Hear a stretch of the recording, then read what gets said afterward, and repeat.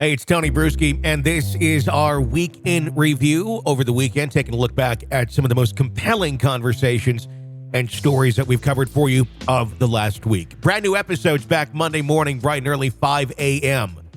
here on the podcast. This is the Hidden Killers podcast with Tony Brueski. Featuring author, psychologist, and daily contributor, Siobhan Scott. Mr. Heuermann's adult children, they've not spoken to him in almost 2 months since the arrest. The attorneys say that it was too soon to say if they plan to maintain a relationship with him in the future, and that's extremely understandable. I guess my question to you would be, how often do family members stand by, or maybe not even just stand by, but maintain some type of relationship with the person that was a loved one for such a long period of time, was a father figure, was a husband? Because obviously Heuermann wasn't a serial killer to these people. If he was, then that would be the shock of a lifetime. But it appears that he was dad and that he was a husband. How do family members reconcile that sort of thing and then move forward? Is it healthy for them to maintain some sort of relationship for their own well-being, like one would maintain with maybe a parent that is narcissistic or something, and you're just doing it more for yourself to be a good son or be a good daughter? Does that apply in a case like this when someone has done such or being accused of doing such horrendous things? I think most of the time in these really horrendous cases, I think the family members do a complete cutoff just for their own emotional survival. Now, it's really rough to try to reconcile the person that I thought was my loving father, or at least my father to some degree, whether I don't know how loving these guys always are. But to try to reconcile that and to continue to be able to hold those two realities separate, that's really hard for people to do.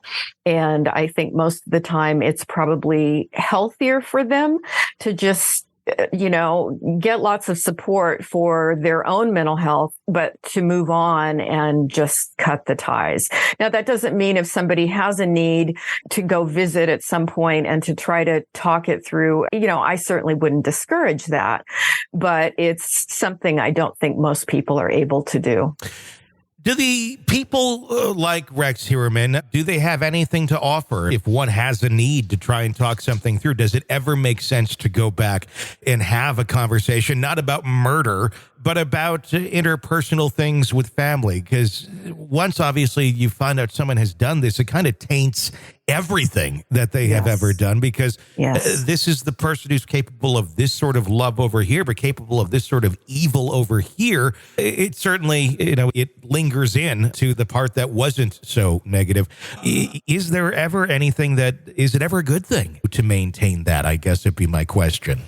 Yeah, there are going to be differences with every situation. And so I can't say that it would never be maybe healing for somebody to make that attempt. And would it be possible?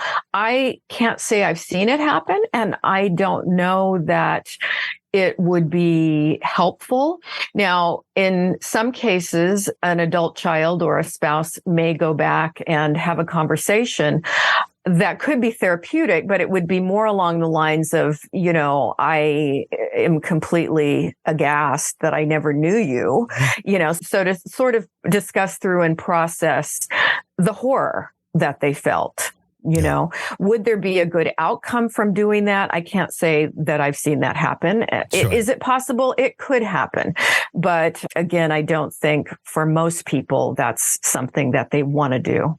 The South Carolina case that they're looking into, connecting it possibly to Heuermann, and I should note that as of this recording, some authorities have recently said, we don't really have anything super strong here, and I'm just paraphrasing, but there is a lot of evidence that does look suspicious. And one of the most, I think, intriguing pieces is that some of the family of Julia Ann Bean, who say they saw Heuermann back in 2017, the daughter of Julia saying that she immediately recognized Heuermann when she saw a photo of the suspected killer. She said, I have chills. I've seen him. That was the last man I saw with her personally. How accurate is that statement when coming from someone who's been through a lot of trauma? I mean, her mother missing, murdered, and you, of course, want to find the killer. You want to figure out who did this, and then suddenly there may be a suspect here. How much of that phrase should be, I've seen him before, or I want this to be the person I've seen before? Mm-hmm. I would certainly pay close attention to it. But on the other hand, we do know that eyewitness statements to murders are notoriously unreliable. People will believe that we see these with the people that have been unjustly convicted of murder based upon an eyewitness statement that, yes, this is the person. They pick them out in a lineup. And it turns out 20 years later, after the person has been incarcerated, DNA evidence comes out and it's like, oh, this wasn't the person. And then they find that the person was someone else who looks similarly. So we don't know. I'd say it's 50-50 at this point. It's certainly possible that this is the man that she saw, but it could also be that, our memories can play tricks on us, and that's true for everybody. Sure. How much of the accounts of Heuermann will play into the judgment that is made against him when it comes to an actual trial by a jury, if in fact we make it that far? Accounts like what we've heard from his workplace, where Heuermann would like to hire petite women that very much fit the description of the alleged victims. That's very specific of only who he would hire. It wasn't that there was one in the office. That was who he would hire. And is talking about going bear hunting and enjoying lying in wait, almost trying to gross out or get a shock into his employees, where he apparently more than once would gleefully describe the process of dressing the game, meaning, taking the animal apart and delighting in grossing out the employees. Does that show more of a pattern of behavior or some desires that are kind of deep and dark and down? Or would that be something that connects as much as maybe on the surface we like to think it would? I would think that sort of thing would be really relevant to a psychologist doing a thorough evaluation of his personality, because it does say a lot about him.